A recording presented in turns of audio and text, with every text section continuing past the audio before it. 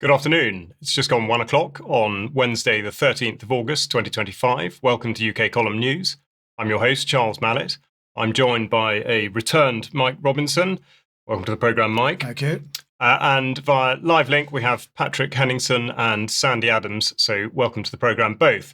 Now, as always, a lot to fit into the programme, but we'll be dealing with the issues relating to the changes in the criminal justice system, looking at how the sky is to become further infested with drones, all in the name of progress, of course. A further and detailed look at the latest with regard to the Online Safety Act 2023, as well as an update on the situation in Lebanon. And following Friday's news, the latest on the Putin-Trump will they, won't they situation, as well as sources of funding for the wokery pervading the country. In addition, we will look at the push for vaccination for all animals everywhere for everything, and indeed plans for another proposed Giga factory. But what we're going to start with today is the latest situation from Gaza and indeed the killing of several Al Jazeera journalists by the IDF, for which we will go straight to Patrick Henningsen. Patrick. Yeah, this is a very important story. Certainly, it's nothing new.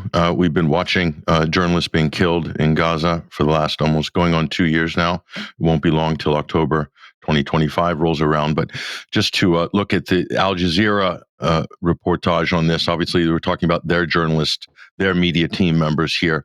Anas al-Sharif, very highly regarded, award-winning journalist, was killed, as well as, I think in total, technically 5 journalists and 2 other people were killed in this strike. They were in a tent set up outside Al-Shifa Hospital, which had already been bombed and occupied and attacked by the Israelis numerous times since October 7th. And there's something about this story that has really captured, I think, the attention of people in the West as public opinion is already shifting against Israel, where the Western mainstream is starting to acknowledge that there's something going on here that is historic and needs to be brought to an end as quickly as possible. We're talking about the violence, the killing, and what can only be described, according to international courts of justice and others, as a genocide. But here's a video posted by Anis and his team just before, just hours or days before they were killed by the Israelis in this strike. But we'll roll this video and listen to what he says. إن شاء الله تعالى الدقائق الأخيرة وندخل في تنفيذ وقف إطلاق النار. تحياتي لكل الزملاء اللي رفضوا يطلعوا من شمال غزة ونقلوا الرسالة ونقلوا الصورة في ظل المعاناة وفي ظل الاستهدافات. تحيات يا شباب. تحيات. نورين. خذ الله يعطيهم العافية الشباب. في شمال عظيم جدا. Now, it may have been an older video previously around the time of the alleged short-lived ceasefire, but they're clearly marked as press. And what we're seeing in the reporting now, and we'll show you evidence to that effect, that they were targeted. And there were warnings from the Committee to Protect Journalists, as well as from other organizations, including the UN's own rapporteur on this particular issue. So there were multiple Reporters Without Borders, other organizations, that the Israelis were running a smear campaign against Anis, branding him as a Hamas journalist, and so forth. So they're basically justifying the killing of this journalist. Now let's look at the New York Times coverage on this, and this is important to point out how they framed this here. And if we look at what to know about Al Jazeera, the broadcaster targeted by Israel, and if we just look at the author on this, and this isn't just in this case, this is really for the New York Times across the board. Efrat Livni cut her teeth with the Jerusalem Report, an absolute partisan on this issue. And how she's framing it is basically Al Jazeera is having to defend themselves in the opening paragraphs of this report. Al Jazeera said the strike killed 5 of its journalists and denied Israeli claims that its reporters have ties to Hamas. And she goes on to basically, it's almost like has to make the case to defend. Al Jazeera needs to vindicate itself and prove that it's not, these reporters aren't terrorists or affiliated with terrorists. It's unbelievable. And we'll show you what happens when you put the shoe on the other foot. But here's the numbers. And if you look at this, Israel's killing more journalists than any time ever in history. This is from Brown University, Ivy League school in the United States. Look at all those wars. First, from the left-hand side, World War I and II, I think less than 100 journalists. Korean War, 1950 to 53, or less than 30. Vietnam, slightly more, 60, 70. Then Yugoslavia, a little bit less, 40 something. Afghanistan, up towards 70, you could say. Ukraine, minuscule there, less than 30. And then we have Gaza, 2023 to 2025, 238 plus. That doesn't count cameramen, in some cases, drivers, people who are in support teams to the journalists. And mind you, no Western journalists are allowed to report in there. So what's actually going on here? Israel is preparing a ground invasion into Gaza, and they do not want anybody documenting what is about to happen. But this has been the policy straight through. They don't even let their own journalists in there, by the way. And so now they're killing all of the stringers that work for global mainstream media, as they have with UN workers and so forth. So that seems to be what the policy is here. Now let's look at this piece by Jonathan Cook, and this is just a stunning piece of journalism by Jonathan, who we've remarked before, award-winning journalist. Okay, the BBC helped kill Anas al-Sharif. Its reporting will kill more journalists. And the point here, let's look at what's said here by the BBC. Okay, this is what they're saying. They're positing in their report. There's a question of proportionality, says the Beep. Is it justified to kill 5 journalists when you were only targeting 1? Think about that for a minute. The way this is being framed is so insidious by the BBC. And here's what Jonathan Cook says in his analysis. This is just a brilliant article, by the way, and I encourage everybody to go read it. But he said, imagine that Israel finally allows Western journalists into Gaza after blocking their entry for nearly 2 years.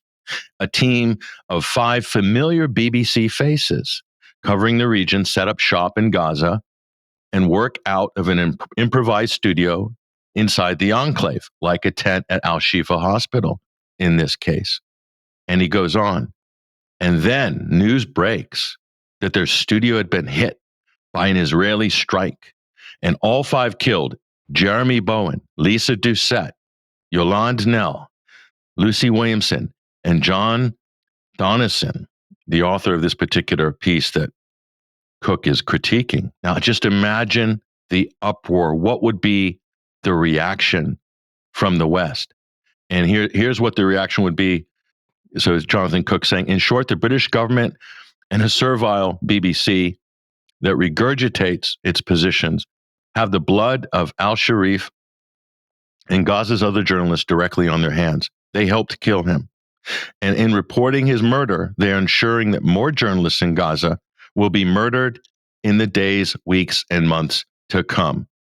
And the analysis goes on to just show how insidious this terrorist label can be, that's just applied so arbitrarily by Israel and by extension by the British and the US and European governments to basically justify killing pretty much anybody that is insinuated as being connected to Hamas. You have to remember, Hamas is the elected government. They're in charge of the administration of Gaza from the beginning of this crisis. So anybody that used to be a press officer for the Hamas government prior to October 7th, okay, and he makes the argument, this would be no different if Britain is implicated in war crimes in assisting Israel in the genocide, then all the BBC people that work for a state broadcaster for a government that's implicated in a major war crime, then what are they at that point? Are they terrorists as well? Or the BBC, could somebody say, well, they're linked to the British government, and British government's guilty of genocide, ergo the journalists are, fair game. That's the argument Cook's making. And it's quite a shocking and compelling argument. And again, just to go back to the article here, go to Jonathan Cook's Substack and do subscribe. I'm a subscriber to Jonathan, and read this. This is just an amazing piece. He does amazing work, but this is just something else. Now look at this. Okay. This is the National in Scotland.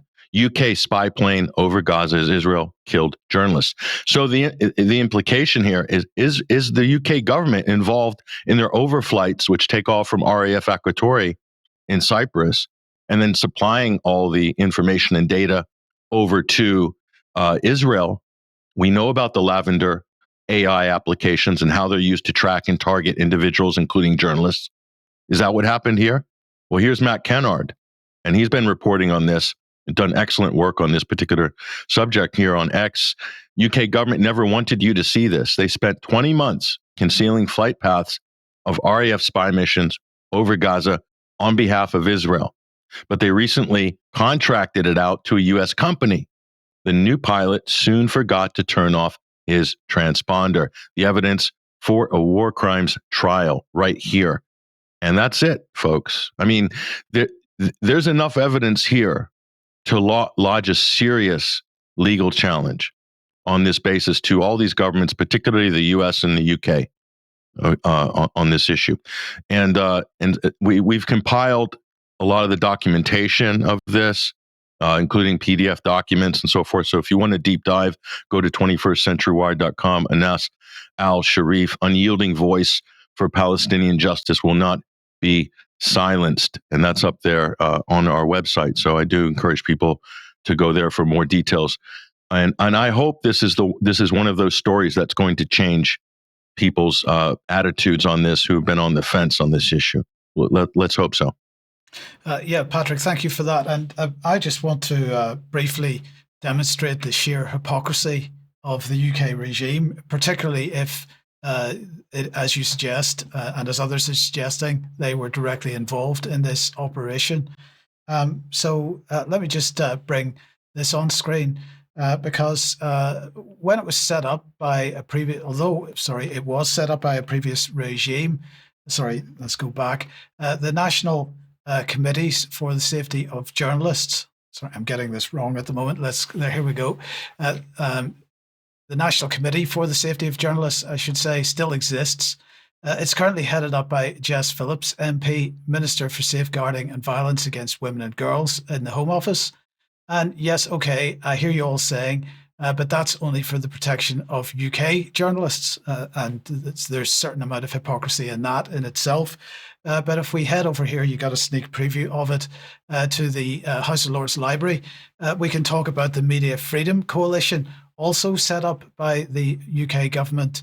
And it is a group of 51 countries that the British regime led, which advocates for media freedom, the safety of journalists, and specifically holding those who harm journalists to account.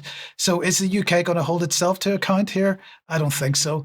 Now, Israel's not part of the Media Freedom Coalition, as we might expect, but the UK is absolutely still a member. So, Patrick, very briefly, I mean, what are your thoughts on that? Well, first of all, the Media Freedom Coalition, I think this was promoted by, at the time, Lord Ahmed, if I'm not mistaken, a few years ago, Amal Clooney. This is when Jeremy Hunt, I believe, was the secretary at the time. And they did this while Julian Assange was incarcerated in a maximum security prison, Belmarsh. One of the world's most decorated journalists was being held without any charge, basically without any legal due process, arbitrarily, and eventually got out. But that's when they launched that. As they locked up Assange, they launched the Media Freedom Campaign. And I spoke about that publicly at the time, and others did as well, just to point out the sheer hypocrisy of it. Talk about a double standard. It's not even worth commenting on. So, I mean, you just have to look at the record of these governments who are pushing these. These are just public relations, things to put out to make it look like they're friendly to the press. But at the end of the day, when it comes to national security and hardcore geopolitics, all this stuff goes right out the window. Yeah, and Charles, anybody that's in the British media that thinks that if they're abroad they're in any way safe, they're naive. They are, although I think another thing that's worth pointing out, following on from what Jonathan Cook's been saying, which is absolutely right to bring out, is the incredible inconsistency with what was happening in Syria, in particular Jeremy Bowen's sort of glad-handing of Jelani al-Sharaa, who, of course, until that point was reckoned to be the head of a terrorist organisation. And yet the BBC were there actively promoting him. So that the inconsistencies and the hypocrisy just is really boundless. But as you say, Patrick, one would hope it would be a turning point. But I mean, how many times have we said that before? Indeed. Yeah. Now, what we will do is come back to these shores and look at the subject of home affairs and the criminal justice system, because the past couple of weeks have seen a deluge of edicts, so-called policy changes, and the obvious deployment of smokes and mirrors. A consultation is out on updating the operations and response guidance for police, and it runs until the 14th of October. And I thought I would just draw your attention to the fact that it includes terrorist attacks, severe weather emergencies, and major public events where something has gone wrong. Now, in an effort to deal with situations that might be perceived to have gone wrong or are about to go wrong, the Home Secretary has been busy announcing the rollout of 10 new vans for 7 new police forces that are going to be carrying out live facial recognition.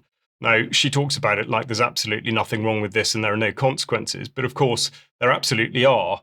It was been described in the statement that they will operate according to strict rules which ensure that they are only deployed when there is specific intelligence. And the College of Policing has guidance on how the technology should be used. I would put it that on the balance of probability, it's very unlikely to turn out that way. The College of Policing guidance on live facial recognition states that each face that is found is mapped by software, taking measurements of facial features, such as the distance between the eyes and the length of the jawline, to create a unique set of biometric data. So there's no ambiguity. This absolutely does represent a harvesting process of biometric data. Now, at this point, therefore, I would point you towards the Information Commissioner, because it is pointed out on his website that you may make a subject access request. And I quote, "The right of access also entitles the requester to a copy of their personal information. When you use biometric recognition systems," so this is the deployer of a facial recognition system, "this includes personal information, such as a biometric sample, as well as any biometric data, such as a biometric template." So the system, I would say, as it currently stands, would be unable to cope with a large volume of subject access requests. And there'll be a link to all of this in the show notes. So I think from a journalistic perspective, UK Column will be very interested in any reports that might come in of the way in which subject access requests that you might put in concerning live facial recognition are dealt with. And this could be a considerable method by which the system can be challenged. Now, on a very much related note, there's been a change put forward by the Ministry of Justice, and they're describing it as to restrict sex offenders from entering geographical zones. Now, this is in effect geofencing, which is the process of monitoring an individual by GPS to ensure that they do not move beyond the bounds of such an area. But it seems from what they're saying that these areas could be made to be very small, which of course conditions people into considering that justice has never really been served. And I would say that it looks like it's normalising confinement by these sorts of remote systems, linked again to this and tied into the ever-quoted plan for change is the much vaunted plan to deport immediately. But this is why I refer to smoke and mirrors, because Section 32 of the Border Act 2007 deals with exactly this issue, deportation of foreign criminals. And subsections 4 and 5 talk about for the purpose of the Immigration Act 1971, the deportation of a foreign criminal is conducive to the public good, and the Secretary of State must make a deportation order in respect of a foreign criminal. So this is something that's being dressed up as a new policy or new bit of law. In actual fact, it's not. It's a failure to act on the law that was already in place. Now, a statement also on deportation, pointing to what the immigration white paper will do, as though this really is a silver bullet by Shabana Mahmood, and again, using disingenuous language every time, as though they've sort of made it up in the first place. But to harness, or to continue to harness, the emotive subject of racial and ethnic tensions, the National Police Chiefs Council have put out guidance saying that they're going to consider disclosing the ethnicity and nationality of suspects when they are charged in high-profile and sensitive investigations. Now, this, of course, relates back to the events immediately after the attacks in Southport last year, at which point it was deemed that it could have been expedient to had the police actually put details out in relation to ethnicity. But of course, this is being misreported because we're only talking about this happening at the point of charge. And indeed, police still retain control of the decision-making process. So there's every chance that it could continue to be carried out in such a way that absolutely does fuel the fire for what they're calling disinformation. Now, with Palestine Action arrests in mind, I would just draw attention to the Crime and Policing Bill, which is currently going through the Houses of Parliament now. And Section 10, of course, talks about the offence of trespassing with the intent to conduct a criminal offence, which would carry a maximum sentence of only 3 months. Now, hypothetically speaking, had the Palestine Action Bryce Norton activists been stopped short of painting the aircraft that they did subsequently paint, they would not be a proscribed organisation today. So I would say it presents an obvious issue when considering the different outcomes, and it would look as though it would open the door to pressure on police to allow an intended crime to go ahead, because the consequences would be more severe. And just as a closing note, just to point you towards what's called the AI Plan for Justice, and here we have the issue of pre-crime absolutely writ large, which is saying that they're going to be driving the responsible adoption of AI to enable people to deliver world-leading public services. What they really mean is just handing over control of absolutely everything to a computer and not experiencing any comeback. But they talk about a violence predictor analysing different factors. This is concerning violence in prisons. So, in effect, just handing all responsibility, all control to the system. And indeed, it covers the wider justice system. But of course, the main point to fall out of it is that whilst it says that it's not going to take away from what judges do as people, and indeed cites several other bodies, prosecutors and whatnot, it does not make any reference to juries, of course. So I will wrap that up there. And now we are going to go to Sandi on what might be perceived as a slightly related issue, which is that of drones.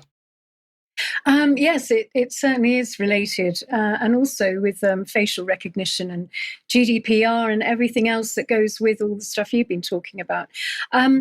Because PricewaterhouseCoopers have published their 3.0 Skies Without Limits.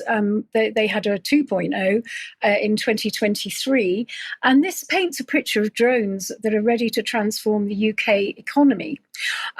PricewaterhouseCoopers are aiming to have 900,000 of these skies by 2030.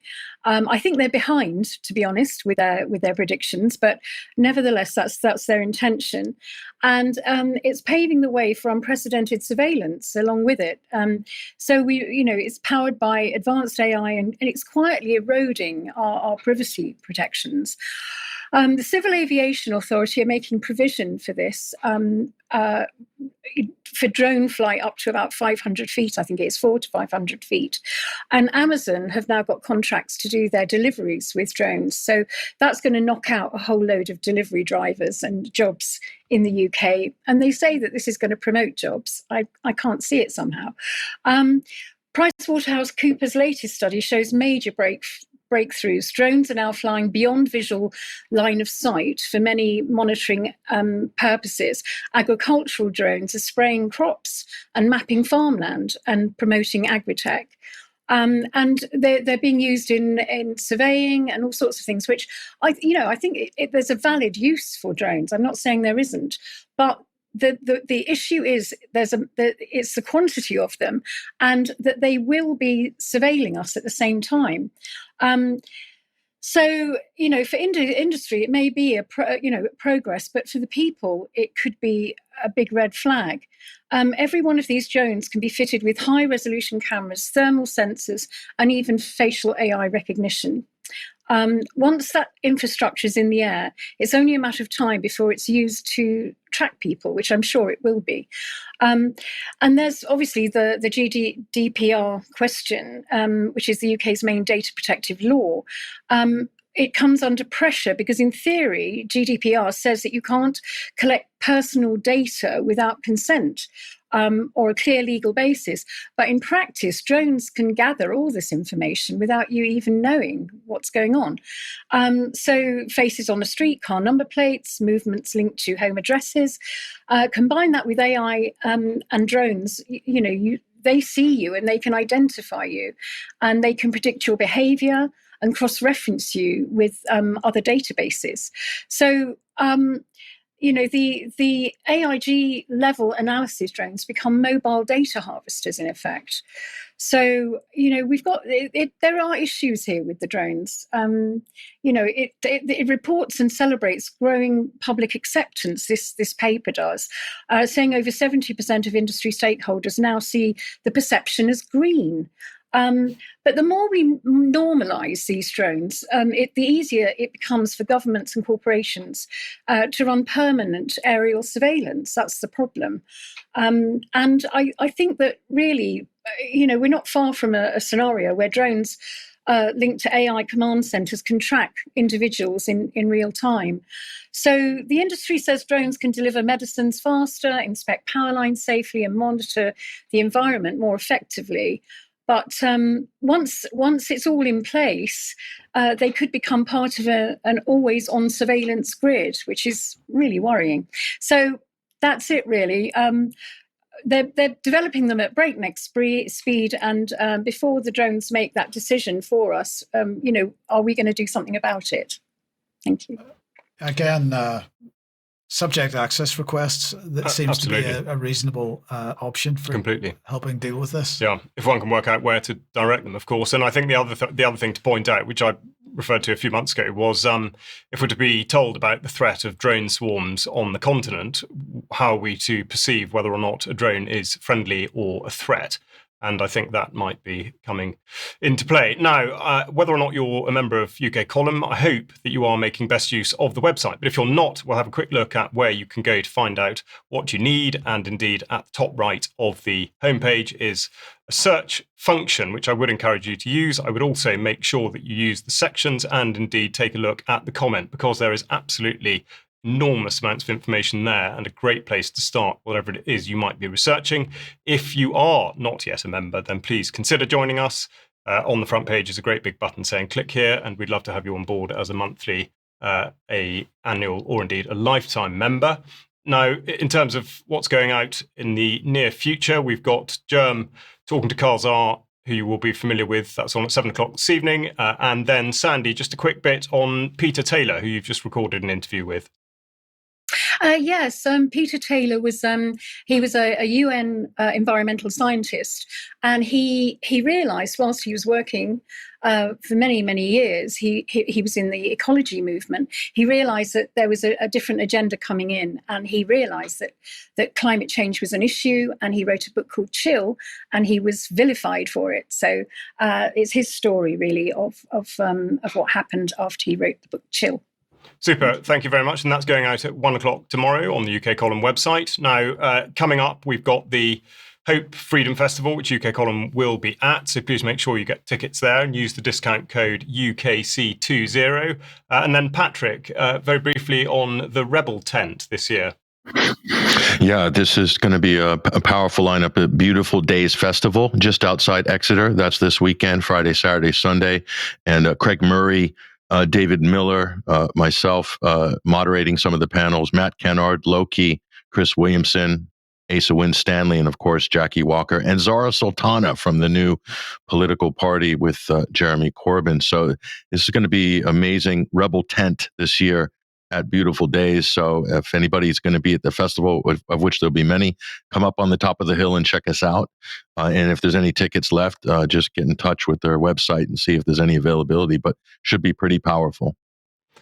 Fantastic. Thanks, Patrick. So do get along to that if you can. And then a reminder that the first speaker we've announced is Andrew Wakefield for our On Location event in York, Saturday, the 18th of October. There are tickets left, so please don't delay. But also remember that you will have the access to the film, Andrew Wakefield's film, Protocol 7, should you buy a ticket. There are only 150 tickets left for the in-person event, but plenty, obviously, on the live stream. So please make sure that you do consider joining us for that. We'd absolutely love to see you, and it will be a phenomenal event.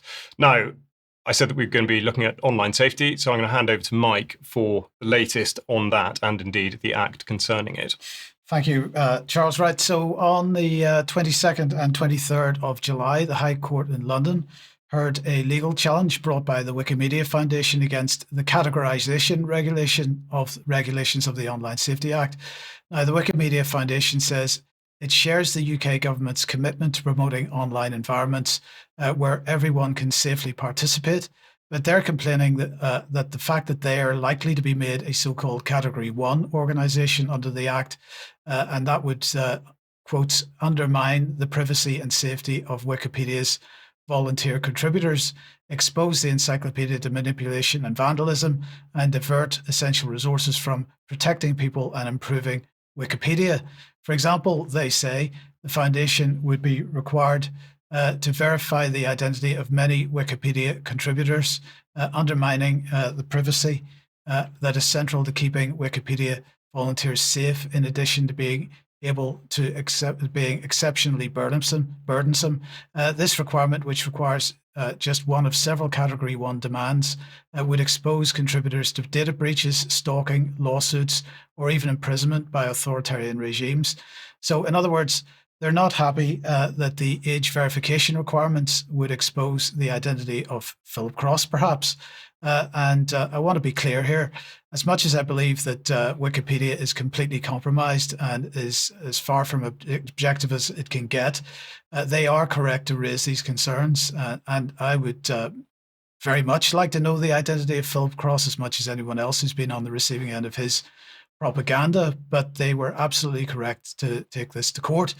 So I'm certain that everyone, or sorry, I'll rephrase that. I'm certain that very few will be surprised that on Monday this week, the High Court dismissed the Wikimedia Foundation's court case, but not without caveats, because according to the statement from the Wikimedia Foundation, the judge recognized the significant value of Wikipedia as its safety for users, as well as the damages that wrongly assigned Online Safety Act categorizations and duties would have on the human rights of Wikipedia's volunteer contributors, they say. The court stressed, they say, that it does not give Ofcom and the Secretary of State a green light to implement a regime that would significantly impede Wikipedia's operations. And they said that they could face legal repercussions if they fail to protect Wikipedia and the rights of its users. In order to achieve that outcome, the judge suggested that Ofcom may need to find a particularly flexible interpretation of the rules in question, or that the rules themselves may need amendment in Parliament. Now, we should note that the first categorization decisions from Ofcom are expected later in the summer, so this is not a done deal yet, and perhaps this court case will still have an effect on that decision. But of course, the justification for all this is keeping children safe. This is a lie which gov.uk repeats for everything that it's doing. And my question then is, why are they talking about this approach when the bigger risk to children is adults accessing sites aimed at children and those adults posing as children themselves? Just to reinforce this, the National Crime Agency estimates that there are between 550,000 and 850,000 people in the UK who pose a sexual risk to children as of 2024. And so I want to then highlight the US-based National Center for Missing and Exploited Children, because they have recently published their latest cyber tip line report covering up to 2024. and they noted that last year they received 546,000 reports from tech firms of adults across the world soliciting children. That's a 192% increase from 2023. And I think that's probably more to do with the fact that these are being reported much more often, more than anything else.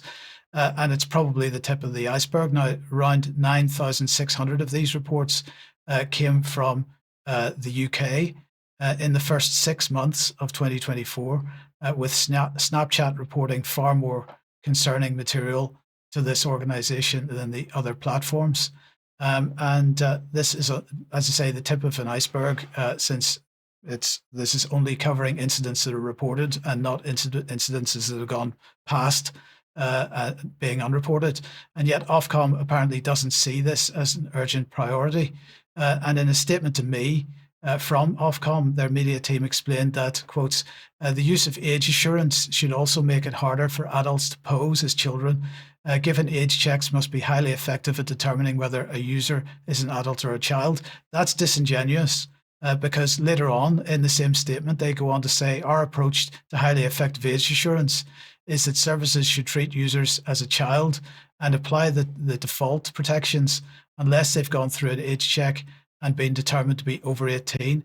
And I mean, I shouldn't be the only one that sees disparity here. All of Ofcom's rhetoric on this, including at the recent Age Assurance Live event, which they ran, is about verifying that people are over 18, not under. And they claim, so they're suggesting that in doing that, they can protect children that are under 18. It doesn't work that way, because mostly platforms are checking for being over 18. They're not checking people that are supposedly under 18, and they're not asking people on child-oriented websites. They're not asking children to verify their age, that they are under 18. That's not part of the current program. So anyway, they claim to have anti-grooming measures in place, but as the NCMEC report demonstrated, if those measures exist at all, they're highly ineffective.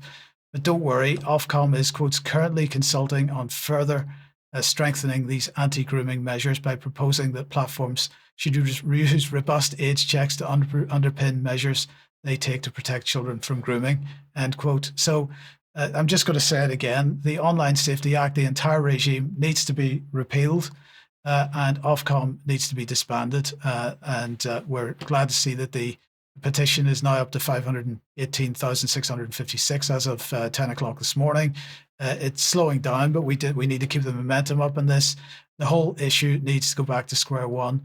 A new conversation needs to happen, Charles, around this whole censorship industrial complex, which has been built. And then just to end this segment, speaking of digital ID, because that's basically what we've been speaking about, Companies House, which hasn't given a damn about the accuracy of their database records in the last 180 years, has suddenly decided to demand ID verification for all company directors. And Charles, my question is, why now? Quite. Yeah. Well, I mean, the question that can be applied to absolutely all these things that are demanding similar. It's absolutely nothing to do with the requirement for company directors, that's for sure. But no, I think, very good point there, and specifically with regard to the all the organisations that are affected by the Online Safety Act and Wikipedia in particular, NIMOLA comes to mind. And there's just this absolute failure for people to recognise that it does actually present a threat to everybody, regardless of your position on the spectrum, let's say. Now, something we'll talk about in extra, I'm sure. Patrick, we said that we would give an update on the situation in Lebanon, and we'll go to you now for your take on the latest there. Sure. And what we believe is, just from what's been happening politically, Lebanon is on the cusp of exploding. And right now, tremendous threat of a civil war breaking out. And I say civil war in sort of quotes, because the last protracted civil war, so-called civil war in Lebanon, was really orchestrated by external powers, namely the United States and Israel. And so I think we can more or less expect the same thing here. What you need to understand about this is that the U.S. is trying to pose a Hobson's choice to Lebanon, that it's either disarm Hezbollah, okay, and obviously they're doing this on the behest of Israel, or face a bloody civil war.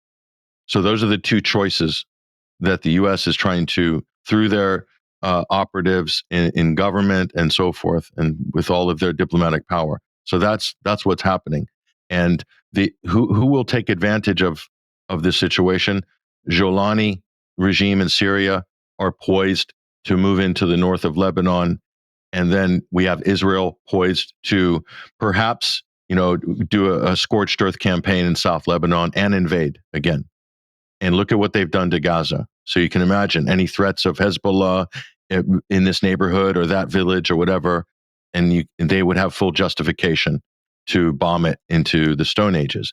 And so you could have a repeat of the previous Lebanese, quote, civil war, but this would be much more violent and much more intense. And the United States has just built a fortress on the hill north of Beirut, an embassy the likes of which no one has ever seen before. And why have they done that? Why is that facility in place? It's right in a pro-American stronghold north of Beirut. So that's their fallback plan, is a civil war in Lebanon.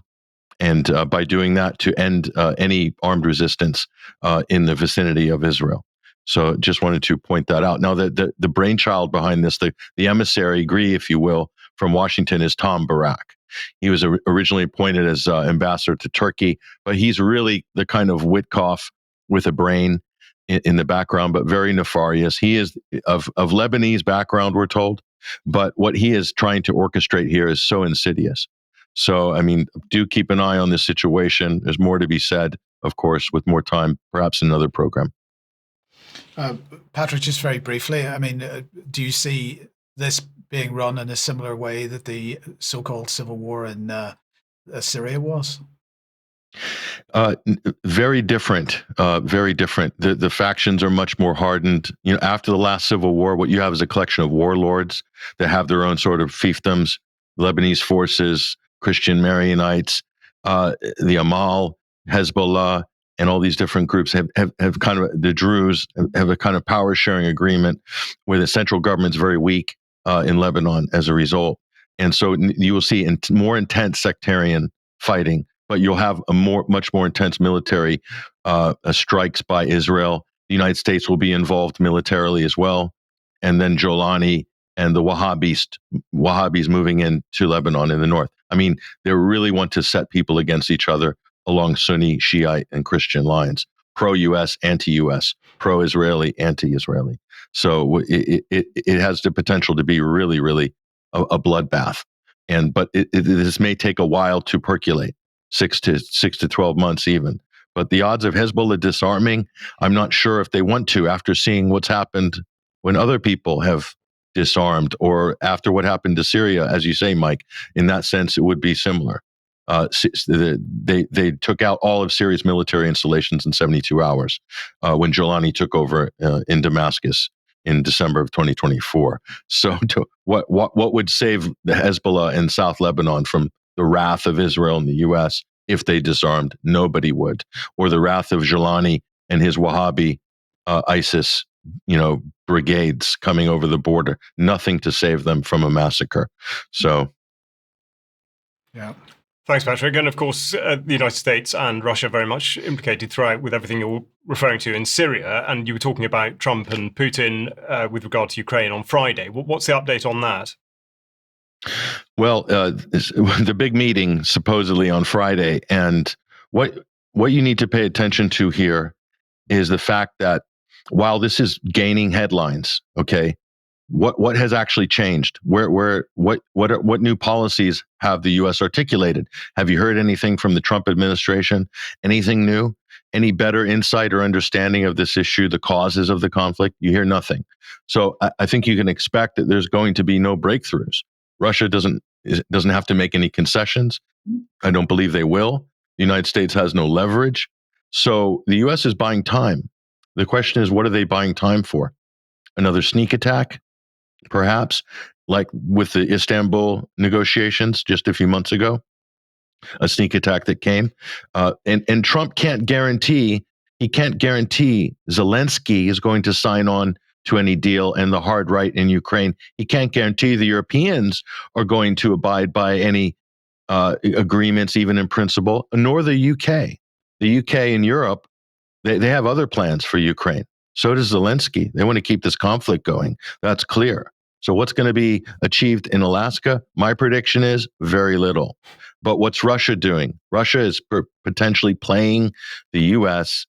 By their own game, in a game of chess that Trump may very well find himself checkmated by default, because Russia is in the ascendancy militarily on the ground. They're making advances, and they could easily throw the Ukrainian political situation into chaos by playing along with this Trump gambit.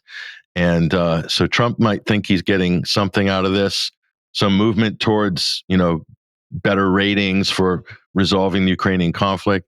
But Russia could very well be sending the Ukrainian and the U.S. political position into a tailspin here. And we'll be there to mop up the mess the way that they see fit. So we'll see what happens. Thanks very much, Patrick. And we'll see how that plays out, as you say. And also very much worth pointing out there can be no guarantees. Now, switching subject, you'll all be able to bring to mind, whether you're listening or watching, various woke policies. But the persistent question is, where does the funding come from? And Sandi is going to be dealing with some of this right now. Thank you, Charles. Yes, I mean, I've been looking into this, as have others, and I'll mention them later on because they have to be credited for some of this research. But it would seem that the UK, our taxpayer, is funding some of the woke NGOs and charities that are literally, I mean, I'm looking at it as ideological subversion. I mean, you can't describe it as anything less. So one of the main NGOs in this is the UK Research and Innovation, and underneath them are 9 other NGOs and charities that they feed into and are receiving government funding and charitable funding. But it's all a little bit woolly. We know that it is taxpayer funding, but and to how much is charitable funding, we're not sure. But certainly things like the Arts Council of England and Soho Theatre, the funding level of the Arts Council England distributes around 445 million a year, with Soho Theatre receiving 2 million. And they put on theatre performances, like 52 monologues for young transsexuals. And it shows them urging the audience members to check their privilege at the door. This is quite controversial, really. And then you've got academic and cultural research, 811,000 for a study on the sustainability of Romani Gypsy lifestyle, 1.5 million for research into white centricity of folk music, multiple other grants such as coloniality studies and feminist rituals, witches casting spells, and porcelain as a critique of white supremacy. Those are all flagged for taxpayer funding. And we've got to look at this, and I've got a slide here of the it's diversity, equity, and inclusion. Of course, is all part of the mix, and they've got these sort of memes of how they feel that they need to promote all this stuff, and it's very niche. I mean, I'm going to go into how niche it is, and it gets very, very niche, I can assure you. Now we're looking at this one, which is the gay porn. It's the Europe that gay porn built, 1945 to 2000. Now, this man, he's got a research project. He received funding from the Arts and Humanities Research Council, which is under the UK Research Council, and he got funding for nearly £1 million. It's £841,830, and he says, "I'm a queer cultural theorist of the body. My research draws from queer studies, media studies, visual culture, and cultural studies to investigate the ways in which the queer body has been produced, policed, and contested as a political site of creative and effective sexual world-making in modern and contemporary cultures." Now, if that isn't a bit of a word salad, I don't know what is. But he received a heck of a lot of money to go and study this in Holland. He's currently the honorary professor in art history and visual culture at the University of Exeter, and Professor of Gender Studies and Chair of Sex Media and Sex Cultures at Linköping University in Sweden. And his monograph is Bareback Porn, Porous Masculinities, Queer Futures, and the Ethics of Gay pig masculinities, whatever that is. I've no idea, and I don't really want to know, to be honest. So all of this is coming out of funding. And do the British taxpayers know about this? And would they agree with it if they did? And they've got things like Pregnant Men, an international exploration of trans male. This academic project, listed via the UK's research councils, explores how laws and policies affect the health and needs and experiences of trans men, especially around pregnancy, healthcare interactions, and reproductive decisions.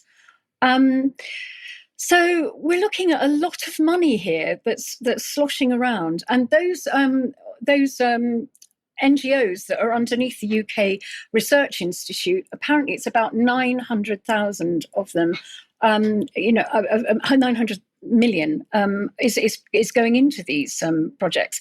Now we've also got the Galatea Theatre production, which was John Lilly's play in LGBTQ focused performance, which was again, it was a Arts Council funded project, the Diversolariums, and it's centering on marginalized communities in the contemporary performance of early modern plays, focusing on Shakespeare being a little bit too white and they said pale and male, I think they called it. And this is what the Emma Franklin, she was the director of Galatea. She says, as LGBTQ people, our histories are often erased or confounded to fit the narrative of cis-normalized patriarchal society. A play like Galatea should radically alter our attitude towards queer identity today. Now, this isn't designed to trans bash or gay bash, but we have to look at how niche this is and how much people would actually agree to all this. Now, somebody who's doing a lot of research into this is a lady called Charlotte Gill. Now, I'm going to mention her because she has done a big deep dive into it. Do go to her Substack and support her. And she says there's lots of them. They're the charities are the main drivers of open borders. There's lots of them, and they're incestuous and self-perpetuating. Private and state funds are problems. Some charities end up directly receiving taxpayer funding, e.g. being funded by taxpayer-funded charities. It's a racket. And I think this really doesn't deserve scrutiny. We've got also another Substacker is Lewis Blackpool, and he's doing a big deep dive. He's done lots of FOIs into things like the Paul Hamlin Foundation, which is a taxpayer funding, and they sort of mingle with Hope Not Hate. And he's put in loads of FOIs into who is funding the Home Office bringing in of migrants, and I think that's really worth looking at. He's doing a lot of work, and I'd like to cite him as well because he's spending a lot of time doing that. And he's looked and he's found all these different. If we get the next slide, he's found, I think it's about 14 different charities that are funding the whole migration project, they all need scrutinising and looking at. Yeah. And yes, we're looking at the UN Refugee Agency, the Migrant Help, and Cities of Sanctuary. And I'm not saying that migrants shouldn't get help; they should. But at the moment, it's volume and speed that's coming through, and we have to look at this ideological subversion that's going on, because they all, both UKRI and Sanctuary Cities, they use our theory of change, and it's a change agent sort of model. And what I really would like to link it up to is the fact that, this all goes back to the Frankfurt School and the Jewish intellectuals who made the 1960s. And I'd like to quote Yuri Bezmenov, who was the most amazing guy. I don't think he's not alive anymore. But anyway, he was a former KGB spy, but he spoke lots of words of wisdom and also warning. Ideological subversions are a process which is legitimate, open and overt. If I could have that up again, that slide. It takes 15 to 20 years to demoralize a nation. The important thing is to keep them in a state of ignorance. Once society is demoralized, facts no longer matter to them. And I have to agree with him. And, are we paying for our own demise? And I think it needs scrutiny, definitely. Absolutely right, Sandi, it does. And thank you very much for that. Patrick, if I may, just invite you to comment quickly, particularly given the remarks of Yuri Bezmenov quoted there. Well, I mean, that's a famous viral video that he did on television in the early 1980s, I think, like that. I think it's important to point out Yuri Bezmenov also he did anti-Soviet propaganda for the CIA. So you also have to look at it in that context, as what he said. It's been repurposed in today's, I guess, alternative media milieu as anti-globalist or something like that. But the work he did with the Canadian government via the CIA, and for the CIA exfiltrated him, by the way, from the Soviet Union as a, quote, defector. But he did a lot of things for America in this sort of service of propaganda. That was more or less his career function for a long time, as well as being a member of the John Birch Society. So I'm just pointing that out just to contextualize him and the statements he's making at the time. Thanks, Patrick. Yeah, point very much worth making. And also, if anyone hasn't seen any of the interview that Bezmenov did give, it's widely available on a lot of the video platforms. So do look that up. Now, I'm sticking with the theme of investment and how it coincides with fear. I am going to talk a little bit about blue tongue, about which there are increasing amounts coming from the Animal and Plant Health Agency and DEFRA, and particularly they've just sent out an email to their stakeholders talking about important changes to the restrictions in place in Wales. Now, specifically, this is talking about vaccinated animals with the BTV3 serotype having been able, or at least granted, the ability to attend English markets within 20 kilometres of the Welsh border. They're also keen to point out that, quote, contrary to popular belief, where animals test positive for BTV3, neither the premises or the animal are put under restrictions, so keepers are urged to report suspicion immediately. I'll go on to explain why I think that is.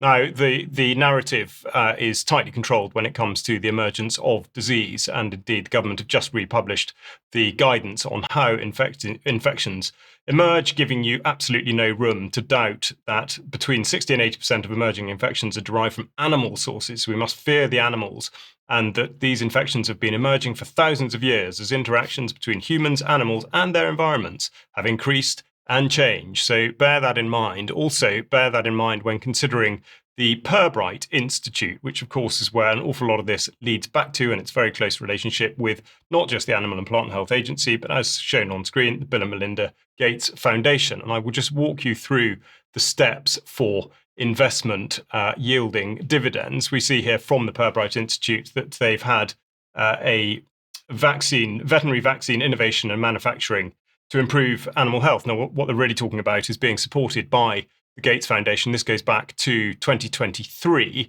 and to make it absolutely clear how the corruption in this particular story runs, we're just going to listen to a clip of Bill Gates speaking about this. I have played it before, but it's always worth a listen. Invested $10 billion in vaccinations over the last 2 decades, and you figured out the return on investment for that. And it kind of stunned me. Can you walk us through the math?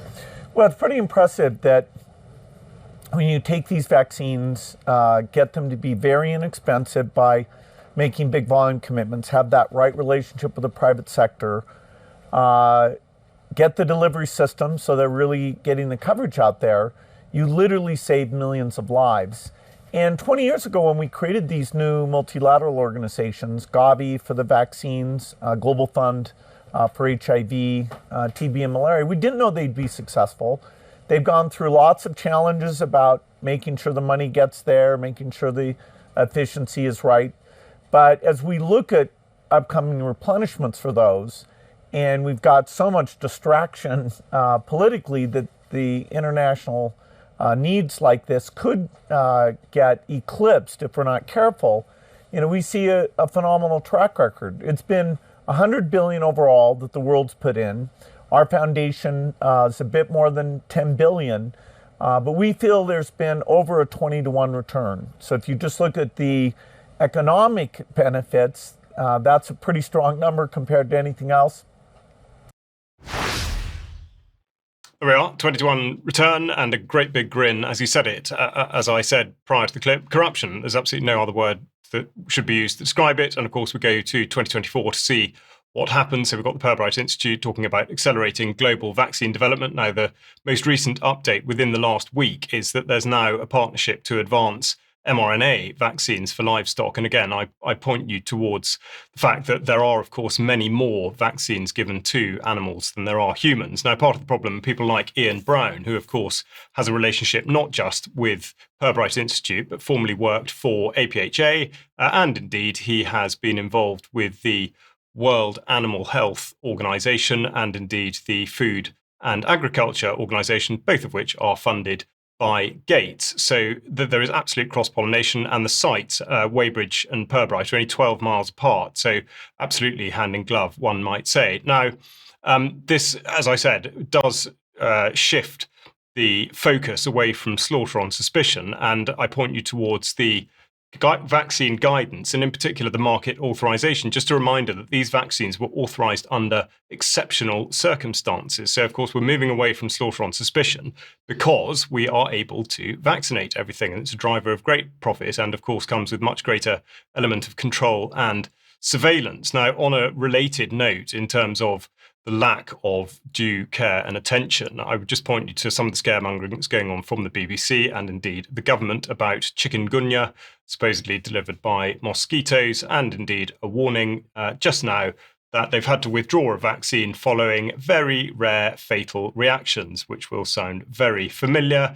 But don't worry, because the vaccine will be available on the UK market from the 18th of June 2025. So never mind those very rare fatal reactions. Is there any need to worry? And indeed, are people going to talk it up? This is the European Centre for Disease Prevention and Control, which talks about 90 related deaths across the worldwide reporting system for chikungunya. But of course, given those statistics, why on earth would anyone be considering taking a pharmaceutical product against it? Now, related to this, in that mosquitoes are reckoned to breed in areas of stagnant water, the National Drought Group talking about addressing nationally significant water shortfall, and they've got a piece on how to save water at home. I made reference to this becoming possibly jeopardized, given that the colonial administrations have indeed prohibited people from collecting water decades ago, and indeed the Chinese authorities are reported to be doing the same thing. But what you can do to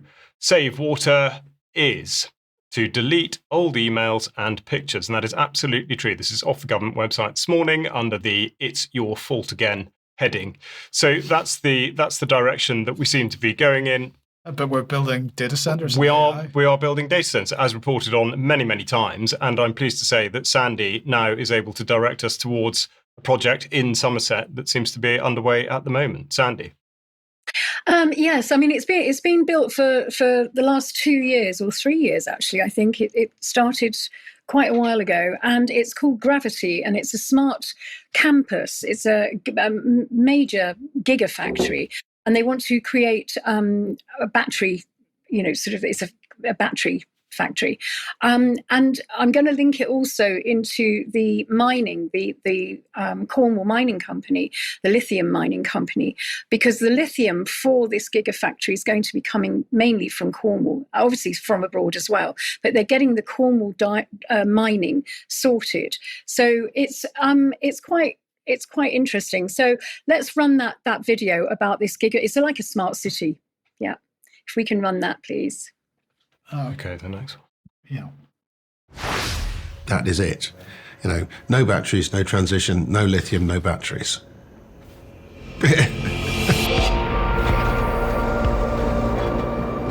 All our modern devices, electric cars, laptops, mobile phones, all need batteries. Lithium batteries. At the moment, the UK imports 100% of its lithium. Here in the UK, and particularly here in Cornwall, we have the capacity to produce 50,000 tonnes of lithium carbonate equivalent every year, which is more than half of what the UK needs. We're not actually extracting the lithium that exists here on our doorstep. We're importing it, and that needs to change.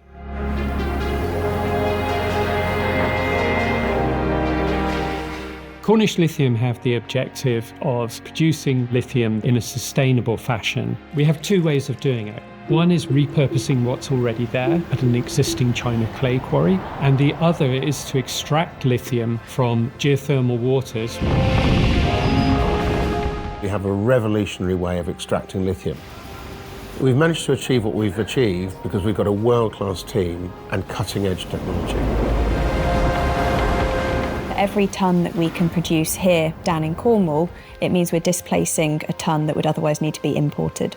Cornish Lithium is putting Cornwall on the map for lithium extraction. We are leading a modern-day renaissance of Cornwall's 4,000-year history of extracting minerals to develop a product which is essential to the energy transition.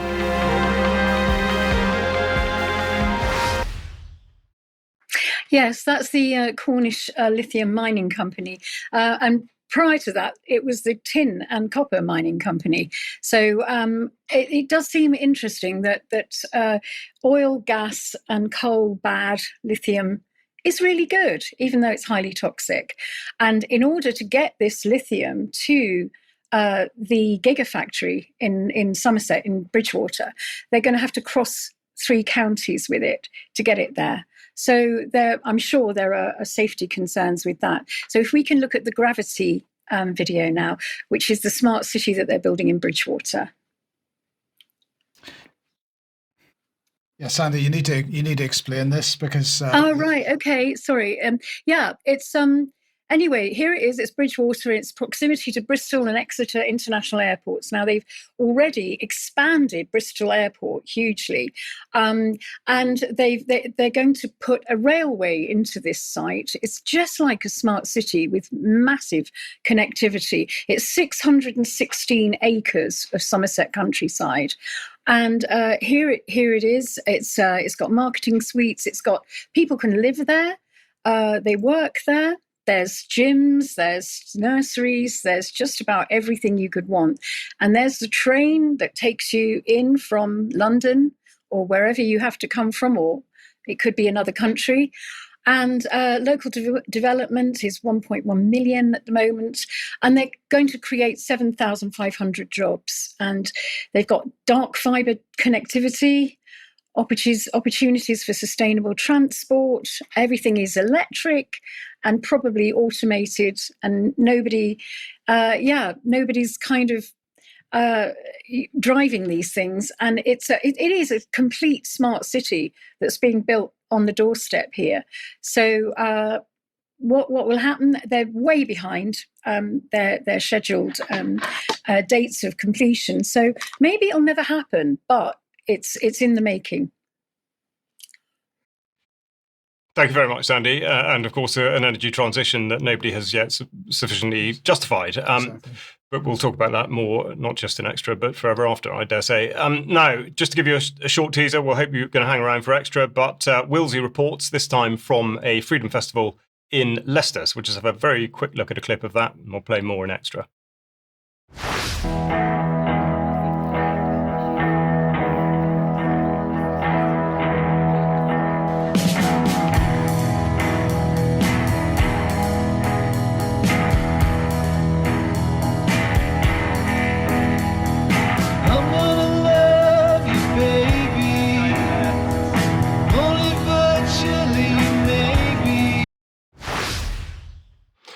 so more to come there on Extra. Now, we're just going to close out the programme by reminding you that although we at UK Column do take every care to get everything absolutely right, sometimes it doesn't quite go according to plan. So what we're going to do is cast our eyes back to a year ago and see how the news programme began as it was then. Yeah, I don't even know what the bloody day is now, 14th. Get it wrong, we can edit it. 14th. Yeah. All day. Right. Good afternoon. Today is the 14th of October, 2024. We are 20 minutes past 1. And welcome to this special edition of UK Column News. We had some technical problems. Right, hang on. It's August. You said October. Sorry, I think there just might be one confusion too far.